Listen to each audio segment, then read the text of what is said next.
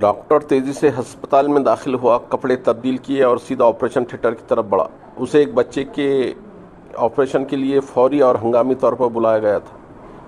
اسپتال میں موجود بچے کا باپ ڈاکٹر کو آتا دیکھ کر چلایا، اتنی دیر لگا دی؟ تمہیں پتہ نہیں میرا بیٹا کتنی سخت اذیت میں ہے، زندگی اور موت کی کشمکش میں ہے، تم لوگوں میں کوئی احساس ذمہ داری نہیں؟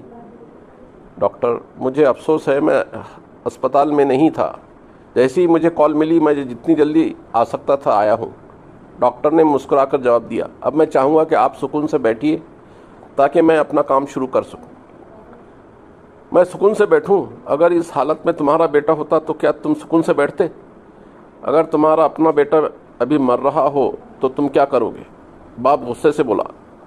ڈاکٹر نے پھر مسکرا کر کہا، ہماری مقدس کتاب کہتی ہے کہ اللہ قادر مطلق ہے جی، حی القیوم ہے اور غفور الرحیم ہے۔ ڈاکٹر کسی کو زندگی نہیں۔ آپ آرام سے بیٹھیں اور اپنے بیٹے کے لیے دعا کریں، ہم آپ کے بیٹے کو بچانے کی پوری کوشش کریں گے۔ بس ان کی نصیحتیں سنو، چاہے ان کی ضرورت ہو نہ ہو۔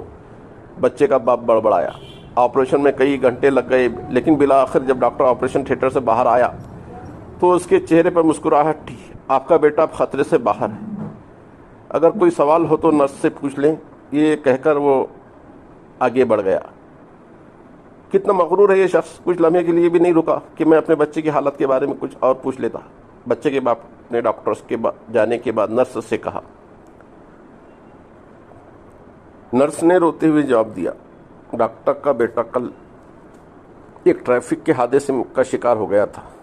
جب ہم نے اسے آپ کے بیٹے کے لیے کال کی تو وہ اس کی تدفین کا انتظام کر رہا تھا۔ اب جبکہ اس نے آپ کے بیٹے کی جان بچانے کا فرض ادا کر دیا ہے تو وہ اپنے بیٹے کی تدفین کے لیے چلا گیا۔ کسی پر بیجا تنقید نہ کرو، کیونکہ تم نہیں جانتے کہ دوسروں کی زندگی کیسی ہے اور وہ کن مشکلات میں مبتلا ہے۔